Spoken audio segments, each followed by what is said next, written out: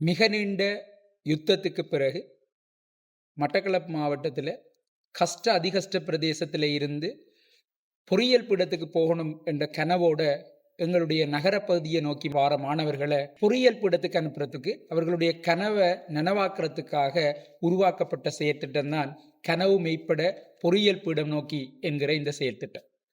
நலிந்தவர்களுக்கு கல்வி என்கின்ற கனவுடன் 1814ஆம் ஆண்டு ரெவரண்ட் வில்லியம் மோல்ட் அவர்களால் உருவாக்கப்பட்ட இந்த பாடசாலை இந்த செயற்திட்டத்திற்கு மிக பொருத்தமான ஒரு இடமாக அமைந்ததும் இன்று வரைக்கும் இந்த பாடசாலையில் கல்வி கற்பதற்காக வந்து தூர இடங்களிலிருந்து வந்து உச்சக்கட்டத்தை அடைந்த மாணவர்கள் நிறைய பேர் இருக்கிறாங்கன்ற வரலாறும் இந்த செயற்திட்டத்திற்கு மிக முக்கியமான ஒரு ஆணிவேராக அமைந்தது.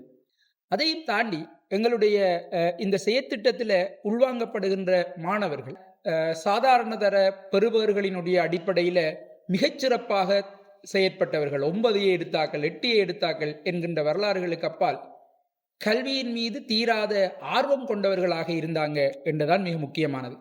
பெற்றோர்களுடைய பங்களிப்பு மிக கூடுதலாக, அல்லது பெற்றவர்கள் மிக சுதந்திரமாக அவர்களை இங்கு கல்வி கற்பதற்காக அனுமதித்ததும் எங்களுடைய செயற்பாடு அதனுடைய அடுத்த கட்டம் நோக்கி நகர்வதற்கு மிக முக்கியமான காரணமாக இருந்தது. ஆரம்பத்தில் பொறியியல் துறைக்காக மாத்திரமே உருவாக்கப்பட்ட இந்த செயற்திட்டத்தில் நாங்கள் ஒரு வகுப்பு முழுவதையும் 23 மாணவர்களை உள்ளிட்டு இந்த செயற்திட்டத்தை ஆரம்பித்து அதில் 13 மாணவர்கள் பொறியியல் துறை உட்பட ஏனைய 10 மாணவர்களும் பல்கலைக்கழக அனுமதியை பெற்று 100% சிறப்பான சித்தியோட இந்த செயற்திட்டம் ஆரம்பித்து நடைமுறைப்படுத்தப்பட்டு அதனுடைய அடுத்த கட்டத்திற்கு மிகச்சிறப்பான ஒரு பெறுபேற தந்தது. என்னடா முதலாவது ப்ரொஜெக்டோட சக்சஸ் சரியாக அமையலாட்டி இதன் மீதான நம்பிக்கையினுடைய அளவு ஒட்டுமொத்தமாகவே இல்லா போய், முதலாவதாக போடப்படுகின்ற பாதை, முதலாவதாக நடக்கின்ற அந்த நடை எவ்வளவு சிரமமானது என்றது எல்லாருக்கும் தெரியும். ஒரு வகுப்பு முழுவதையும் என்ஜினியரிங் அனுப்ப போறோம் என்ற கதையை நம்புவதற்கு தயாராக இங்கே யாருமே இருக்கல. ஆனால் எங்களுடைய பாடசாலை அதிபர் அவர்களினுடைய தொடர்ச்சியான உற்சாகமூட்டுதல் எங்களை இந்த இடத்துக்கு மிகச்சிறப்பாக வழிநடத்தி இருக்கு. பாடசாலையில் இருந்த ஆசிரியர்களுடைய மிகச்சிறப்பான பங்களிப்பு இந்த செயற்திட்டம் மேலும் அதனுடைய அடுத்த கட்டம் நோக்கி நகர்வதற்கு எங்களுக்கு மிக மிக மிக ஒத்துழைப்பு வழங்கிய ஒரு காரணியாக இருக்குது என்பதையும் நான் இந்த சந்தர்ப்பத்தில் பதிவு செய்ய விரும்புகிறேன். இந்த செயற்திட்டத்தில் முக்கியமான அம்சம் என்னென்று பார்த்தீங்கன்னா, எங்களுக்கு இருக்கிற ஒரு ஹாஸ்டல்.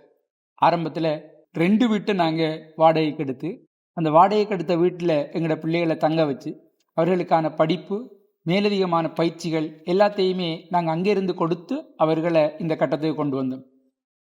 அதனுடைய உச்சகட்டமாக இந்த COVID-19 2020 பரீட்சை எழுதுகிற பிள்ளைகள் வெளியில போக முடியாத மாதிரி பாடசாலைக்குள்ளேயும் பாடசாலைக்கு ஒரே மதில்ல இருந்து அந்த விடுதியிலையும் முடங்கி கிடக்க வேண்டிய சூழ்நிலை வந்தாலும் எந்த விதமான தயக்கமும் இன்றி எந்த விதமான தொய்வுமின்றி இந்த COVID-19 இந்த ப்ரொஜெக்டை நாங்கள் கைவிடாமல் தொடர்ந்து கொண்டு போனதுதான் முதலாவது ப்ரொஜெக்டுகள் எங்களுக்கு கிடைத்த மிகப்பெரிய வெற்றி என்று சொல்லலாம்.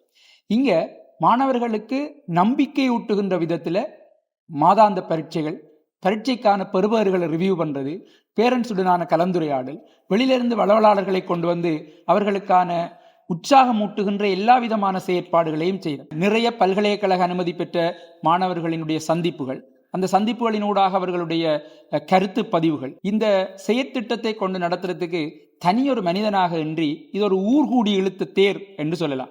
எல்லார பங்களிப்பும் இருந்தது. ஏற்கனவே பல்கலைக்கழகத்தில் படித்து கொண்டிருந்த மாணவர்கள் அது சென்ட்ரல் காலேஜ் என்கின்ற ஒரு கட்டுப்பாட்டுக்குள்ள அமையாம எல்லா பாடசாலைகளையும் கற்று பல்கலைக்கழகத்தில் இருந்த மாணவர்கள் இதுக்கு முழு ஒத்துழைப்பையும் வழங்கினாங்க. பொருளாதார ரீதியாக எங்களுக்கு 2021 பேட்சிலிருந்தான் ஆதரவுகள் கிடைக்க தொடங்கினாலும் அதுலேயும் சப்போர்ட் பண்ணுறார்கள்.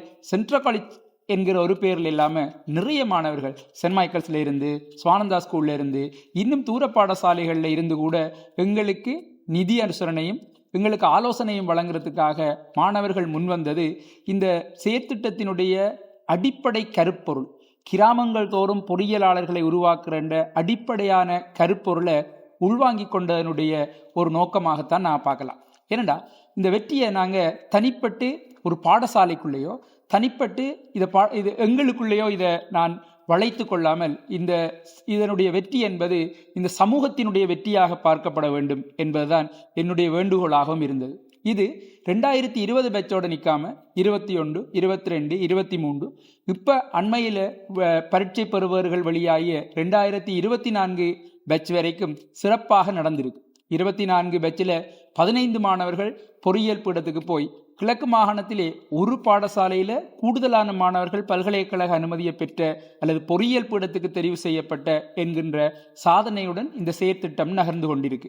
இந்த செயற்திட்டத்தினுடைய வெற்றி ஒவ்வொரு வருடமும் நாங்கள் 13, 14, 15 என்கின்ற எண்ணிக்கையில் பல்கலைக்கழகத்துக்கு பொறியியல் பீடத்துக்கு மாணவர்களை அனுப்பி கொண்டிருந்த என்கின்ற உறுதியான செயற்பாடு இன்றைக்கு எங்களுடைய விடுதியில் 117 மாணவர்கள் ஒரேடியாக இருந்து தங்கி கற்றுக்கொண்டிருக்கிற என்கின்ற ஒரு உன்னதமான ஒரு நிலைக்கு வந்திருக்கு. இவர்களை வழிநடத்துறதுக்காக ஒவ்வொரு முறையும் பல்கலைக்கழக அனுமதி பெற்ற மாணவர்கள், அது உயர்தர பரீட்சை எழுதின மாணவர்கள் இந்த ஹாஸ்டல்லையே தங்கியிருந்து தாங்க பெற்றுக்கொண்ட இந்த இலவசமான வழிகாட்டலை அடுத்தடுத்த பேட்சுக்கும் கொடுத்து அவர்களை வழிநடத்துறது இன்னும் இந்த ப்ரொஜெக்டினுடைய ஒரு பலம் என்று தான் சொல்லலாம். இப்போ நாங்கள் சாதித்து கொண்டிருக்கிறதெல்லாம் ஆரம்பத்தில் விதைக்கப்பட்ட விதைகளால் மாணவர்களுக்கு கொடுக்கப்படுகின்ற வழிகாட்டல்கள். ஆனால் முதலாவது ப்ரொஜெக்ட் தனியொரு மனிதனால் கொண்டு நடத்தப்பட்டது. இன்றைக்கு அதனுடைய கிளைகள் எல்லாம் சேர்ந்து இந்த அடுத்து வருகின்ற ஜெனரேஷனை கொண்டு போகிறோம். இனி நாங்கள் இந்த செயற்திட்டத்தை அடுத்த கட்டத்துக்கும் பரவ செய்ய வேணும் என்கின்ற நோக்கத்துக்காக பயோ ப்ரொஜெக்ட் 2026 பேட்சில் ஆரம்பித்து 2027 உயர்தர பரீட்சை எழுத போகிறவர்களுக்காகவும் ஆரம்பிக்கப்பட்டிருக்கு. அதனுடைய அடுத்த கட்டமாக 2027 உயர்தர பரீட்சை எழுத போகிற வர்த்தக பிரிவு மாணவர்களுக்கும் இந்த கனவு மெய்ப்பட என்கின்ற செயற்திட்டம் அதனுடைய கரங்களை அகல விரித்திருக்கிறது என்பது இந்த செயற்திட்டம் எவ்வளவு முக்கியமானது என்பதையும் இந்த சமூகத்தின்பால் அதனுடைய அக்கறையையும் எடுத்து காட்டுகின்றது. தூர பிரதேசத்திலிருந்து வர மாணவர்களை நாங்கள் உயர்தர பரீட்சையில் தயார்படுத்தி அவங்கள இன்ஜினியரிங் என்டர் பண்ணுறதுக்காக கைட் பண்ணது மட்டுமோட எங்களோட ப்ரொஜெக்டுக்கான தேவை நின்று முடிகிறதில்லை.